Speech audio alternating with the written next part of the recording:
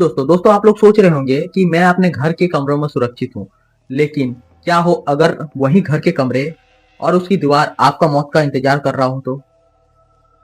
आज मैं the dark eyes पे आप लोगों को सुनाने वाला हूँ आर्यन नाम के लड़के की एक सच्ची घटना। आर्यन आर्यन एक ऐसा लड़का था जो भूत प्रेत और अनदेखी शक्तियों पर एकदम बिलीव नहीं करता। उसे लगता था कि ये सब बस हमारे दिमाग का वहम है और ये सब कुछ ऐसा होता नहीं है। लेकिन एक रात उसके साथ ऐसी घटना घटी जिससे उसका वजूद पूरा पूरी हिल गया। और मुझे यकीन है कि आप लोग जब ये कहानी सुनोगे तो आप लोग किसी होटल में जाकर रूम लेने से पहले 1000 बार सोचोगे। आर्यन 26 साल का एक लड़का था जो कि एक ट्रेवल ब्लॉगर था। मतलब उसका यूट्यूब में एक चैनल था जिसमें वो पुरानी इमारतें और रास्तों को अपने डीएसएलआर में कैद करके यूट्यूब पर डालता था। और आर्यन जो था रांची शहर का रहने वाला था, जो कि झारखंड का एक शहर है। तो चलिए कहानी को शुरू करते हैं। 12 दिसंबर की वो ठंडी रात थी। आर्यन रांची से अपनी बुलेट में बैठकर वीडियो शूटिंग के लिए निकल जाता है। NH33 का वो रास्ता जिसे लोग मौत का रास्ता भी कहते हैं। वहां इतना ज्यादा धुंध आता है कि आप यहां से सामने तक कभी कुछ नहीं देख सकते। तो आर्यन बुलेट में जा रहा था और धुंध में फंसता है और वो रास्ता भटक जाता है। और धुंध इतना ज्यादा था कि गाड़ी चलाना या बाइक चलाना एकदम नामुमकिन था। आर्यन धीरे धीरे फिर भी आगे बढ़ ही रहा था क्योंकि वहां रुकने का कोई जगह नहीं था। तभी थोड़ा दूर बाद रोड के जस्ट किनारे एक उसे पुरानी 3 मंजिला मकान दिखी और उसके बाहर बोर्ड में लिखा हुआ था होटल ग्रैंड रूम। वो सोचता है कि चलो कुछ देर यहीं आराम कर लिया जाए। उसके बाद जैसे ही धुंध खत्म होगी तो हम लोग निकलेंगे। वो जैसे ही होटल के पास पहुंचता है, उसे होटल इतना ज्यादा पुराना लगता है। होटल की जितनी खिड़कियां थी सब टूटी हुई थी, मतलब जैसे कोई पत्थर मार के तोड़ा हो वैसे।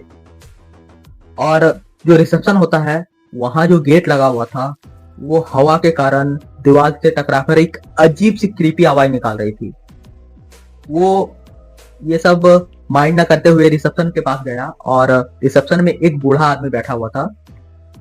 वो जैसे ही बूढ़े आदमी को देखता है, वो बूढ़ा आदमी जैसे मुर्दा हो। उसका पूरा शरीर सफेद और आंख जैसे मुर्दे की आंख हो, कुछ मोशन नहीं, कोई कुछ नहीं।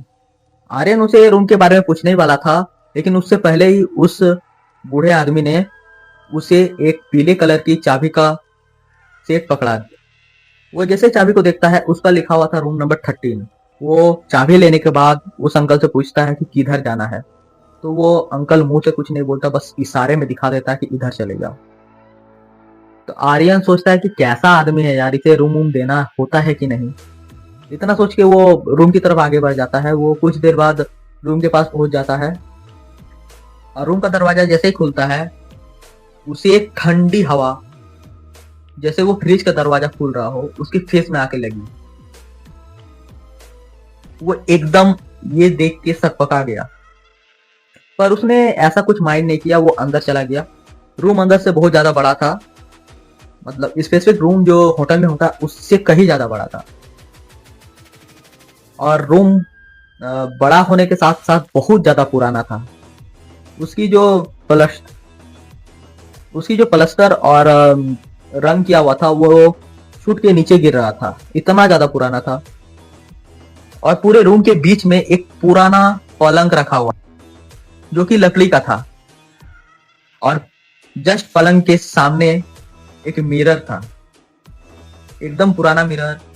और जैसे एकदम उसका रिफ्लेक्शन एकदम धुंधला हो, कुछ नजर ही नहीं आ रहा था, बस थोड़ा थोड़ा नजर ही आ रहा हो। जैसे बहुत ज्यादा पुराना हो जाता है मिरर, उसमें एक अजीब तरह की दाग आ जाती है, आपने देखा होगा कभी, वैसे ही था।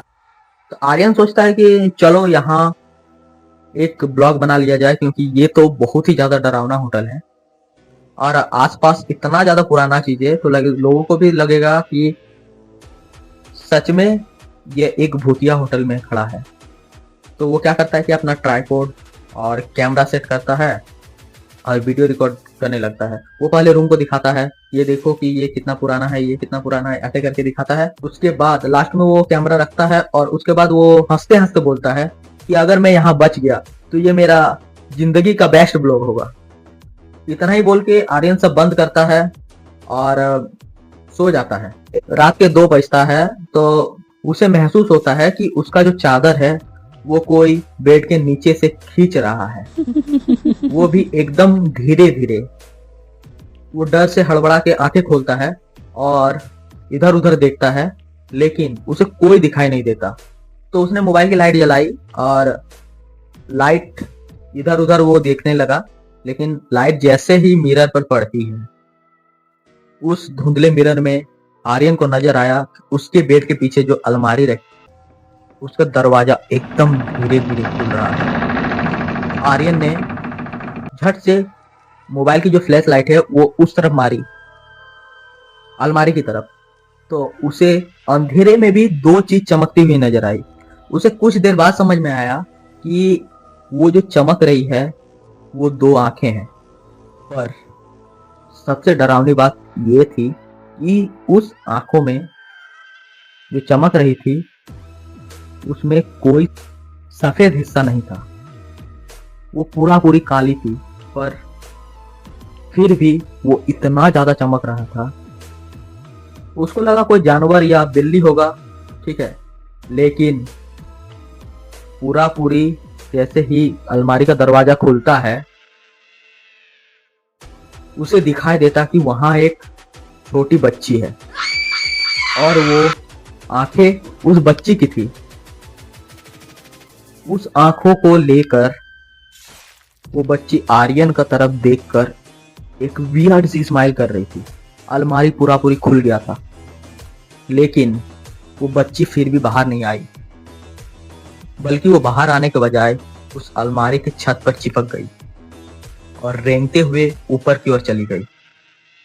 आर्यन ये चीज जैसे ही देखता है उसका तो होश ही उड़ जाता है।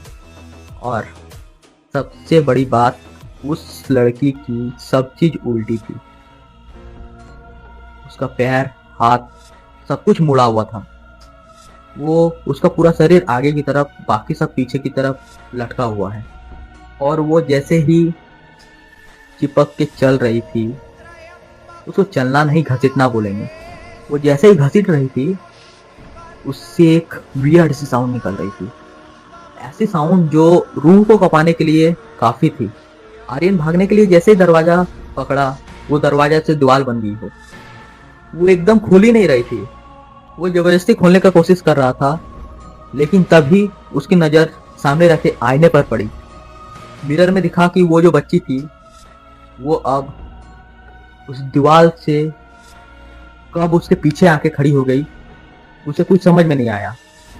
और उसने धीरे धीरे अपना हाथ से आर्यन का गला पकड़ लिया।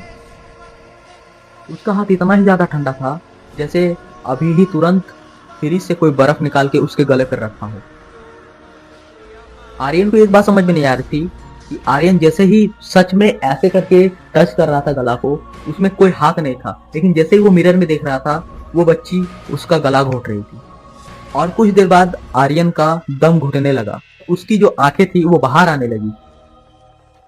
उस बच्ची ने उसके कान में धीरे से कहा, मम्मी ने कहा है कि अलमारी बंद रखो, अब तुम इस अलमारी के अंदर जाओ और मैं बाहर। उसकी आवाज ऐसी थी जैसे लड़का और लड़की दोनों का मिक्स करके आवाज निकले ना, वैसी। इतना ज्यादा वियर्ड लगा आर्यन को, वो डर से कांपने लगा और उसका गला दबने के कारण उसका दम घुटने लगा था। जैसे ही उसकी सांस बंद ही होने वाली थी, उस पुराने आईने से एक हाथ बाहर निकला और आर्यन का फेस को कुरदने लगा था। लिटरली उसकी मतलब जो फेस थी उससे ब्लड आ रही थी। वो जैसे ही देखा कि उसके फेस से ब्लड आ रहा है, वो वहीं बेहोश हो गया। उसके बाद क्या हुआ क्या नहीं उसे कुछ पता नहीं। अगले दिन पुलिस आई और उसे वहां आर्यन मिला, और वो होटल नहीं था, वो एक मलबा था होटल का। उसके नीचे आर्यन दबा हुआ था। पुलिस आर्यन को उठाता है और हॉस्पिटल लेके जाता है, और वहां से उसका कैमरा मिलता है जो उसने रात को रिकॉर्ड करके रखा था, और गलती से वो कैमरा चालू ही छूट गया था। तो आर्यन का जो वीडियो था जिसमें वो सब कुछ ये सब बोल रहा था, उसके बाद वाला वीडियो इतना डरावना था, पुलिस तक का रूह कांप गया।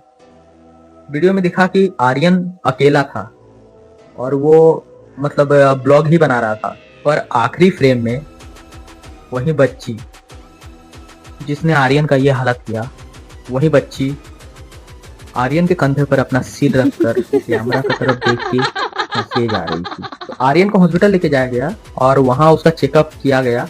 तो आर्यन का मेंटल हेल्थ एकदम खराब हो चुकी थी, मतलब वो पागल हो चुका था। आर्यन को एक रांची के ही हॉस्पिटल में रखा गया है, मेंटल हॉस्पिटल में।